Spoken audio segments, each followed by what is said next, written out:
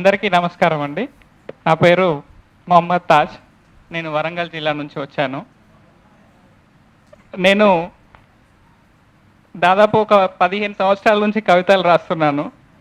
కాకపోతే ఏంటంటే ప్రాస నియమం, కొంత తెలుగు వ్యాకరణం మిక్స్ చేస్తూ దాని మీదే బాగా రాస్తూ దాదాపు ఒక 1000కి పైగా రాసుకున్నాను. అది ఎలా ఉండేదంటే, ప్రియ మదిలోన భావాల లయ, ప్రియ నయనాల చంద్రుల నిలయ, మోమంతా విరగకాసిన సన్నజాజుల ఛాయ, నడువంపున పరుగులెత్తు పల్లెవాగు పాయ, అదరములో మధురిమలు, రుదిరములో సరిగమలు, గాజులతో గలగలలు, మువ్వలతో నీ సైగలు, ఎందరైనా నీ ముందు అయ్యో ఇక దిగదుడుపే, నంగి చూసిన కుర్రకారు సొంగకార్చి నదులు పారే, అందుకేగా సముద్రాన ఉప్పు నీరు నిక్కమాయే అంటూ ఇలా రాసుకున్నాను.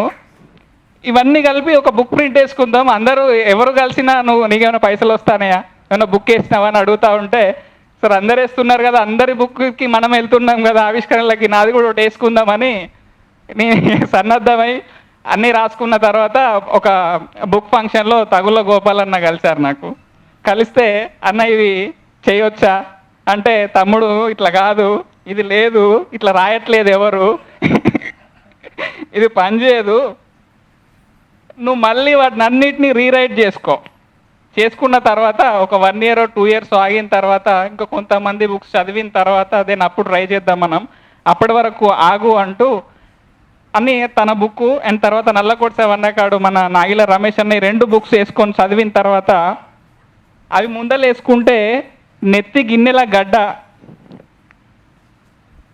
కట్టిన కన్నీటి తడ కాలువలై కింద పారాడాయి, గుండెలో గోర్లతోనే గుంతలు తీసి నాటినట్లు ఒక్కో అక్షరం కొత్త పదాల మొలకలు పూయిస్తున్నాయి, పదునుగల్ల పదాలను సర్దిగట్టి ఒడుపుగా గుండెల దాచుకోమంటున్నాయి, బుద్ధి కుండను ఆలోచనల ఆవిర్ల మండించి బెల్లం బువ్వ సొంటి మాటలు పుట్టిస్తున్నాయి, పల్లె నెత్తురు మడుగులు దాటి పట్నంలో దిగాలుగున్న నాకు కలల చిత్రాలన్నీ కళ్ళ ముందర గోళీలు టప్పాలు ఆడే పసిపోరగాళ్ళ లెక్క స్ఫురిస్తున్నాయి, తెగిపడిన నా పల్లె పేగును మోదుగాకుల జుట్టి వేప పుల్లతో అంటుకుట్టాలనే ఆరాటం మనసున పడ్డది, ఆపపెళ్లికి అమ్మిన 2 ఎకరాలతో మా బతుకు బర్కతి పోటువా చితలయింది, బడికి సెలవు రాగానే అమ్మితో పోయి 5 రూపాయల కూలి నా బతుకు తీగకు కట్టెల పందిరి లెక్క దాపు అయ్యింది, నా చదువు సమరమే అని చెప్పాలి,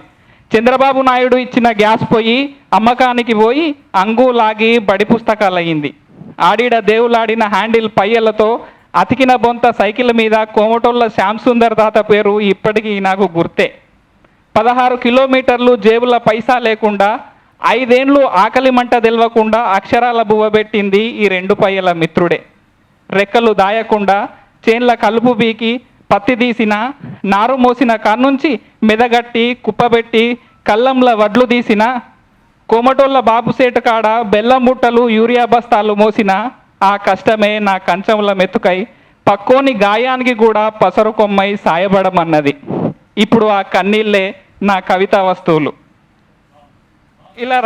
ఇలా రాయాలి అనుకున్న తర్వాత ఏది రాయాలి, నా కవితా వస్తువు నా బ్రతుకు చిత్రమే కావాలి అనుకొని నా చిన్నతనంలో నేను గుడిసెల్లో బ్రతికిన నా కాలాన్ని ఒక్కసారి గుర్తు చేసుకుంటూ దాన్నే ముందుగా అదే రాయాలి అనిపించి ఒంటినిట్టాడు గుడిసె నా శీర్షిక. వానజల్లుకు వణుకుతూ రెక్కల సంటి పిల్లల్ని ఒదిగిన తల్లి కోడోలే సూరునీళ్లు రాలుస్తూ మా ఒంటినిట్టాడు గుడిసె ఉండేది, ఒళ్ళంతా నల్లమట్టి రాసుకొని తెల్లని గీతల గంధం పూసుకొని పీర్ల పండుగ షర్బత్ పటవ చిమ్మటిచ్చినట్లు ఎప్పుడు చెరువు అలుగుబడ్డ బురద నీరు మా గుడిసెలకు రాగానే తేటగా పారేది, వానెలిసేదాకా కాలు కింద పెట్టనీయక నులక మంచం చూరు చుక్కల తాళమేస్తూ నిద్రపుచ్చేది, ఈ తూర్పు మూలకు ఎర్రమన్నలికిన 3 రల్ల పొయ్యి ఉండేది, ముదనాష్టపు వాన ఎప్పుడు పోతుందో అని దాది పచ్చికట్టెలు పొయ్యిల పెడుతుంటే వానమిత్రుని వెనకేసుకొస్తున్నట్టు చిటపటమని అగ్గి రాసుకునేది, ఎసరు వంపిన గంజి నీళ్ళే కడుపు నిండేది, అన్నం వద్దే వద్దు అనేటోళ్ళం. దాని కుడిబాజు వాసానికి జనపనారి ఉట్టి ఉండేది. బువ్వ పిల్ల నెత్తినేసుకొని చూసేది, మాపటికి చుట్టమెవలన్నా వస్తారేమో అని. అక్క పుట్టినప్పుడే వానలకు మట్టిగోడ మెత్తబడి బయటి బాజుకు కూలింది. ఆడపిల్ల మీద అల్లా వెలుగు దీవెనలిస్తున్నట్టు. ఆ యాళ్ళ గోడ మీద పడ్డ ఈ కట్టం తప్పేదిరా అని అమ్మి గోడెల్ల పోస్తుంది మతిలబడ్డప్పుడల్లా. ఇంత చిన్న గుడిసెల తల్లితోని ఎనమండుగురం ఎట్ల పట్టినమో, ఒకళ్ళ కడుపుల ఒకళ్ళం తలకాయ పెట్టి ఒకరి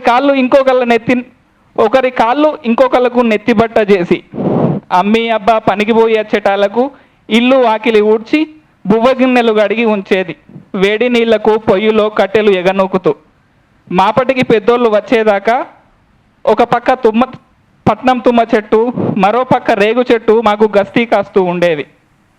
గుడిసె ఎనగబాజు చింత చెట్టు ఉండేది, తీరొక్క జీవాలకు రచ్చబండ బరిసి. వాటి తగాదా తెగేది మా గోలెంల నీళ్లు తాగినాకనే. మేము గుడిసెలకు వచ్చుడేందో కానీ అందరూ కొత్త తావున దీపాలు ముట్టిస్తారు కదా, మా అమ్మిని మాత్రం తేలు ముట్టింది. ఈ గుడిసెల ఉన్నన్ని రోజులు రాత్రికి మట్టిదు ఇట్లా కిరసనాయిల్ దీపం పెడితే సూరు సందులకెంచి బంగారు వెలుగురేఖలు పారేది. గుడిసె చుట్టూ రెక్కల పురుగులు, గోలెం కాడ చిమ్మట్లు దర్వందుకునేది రాత్రంతా. ఈ గుడిసెల ఉన్నన్ని రోజులు ఎన్నుపూస నిట్టాడై నిలబడింది అమ్మి. పక్కబొక్కల వాసాలు చేసి కడుపుల దాచుకున్నది. మా గడ్డి గుడిసెంటే ఎంత పాయిరమో పీర్ల పండుగకు పోయినప్పుడు నా బీవికి చెప్తుంటే కన్నులు వంపుకుంటా గుండెలపై వాలింది ఓదారుస్తున్నట్టు. Thank you.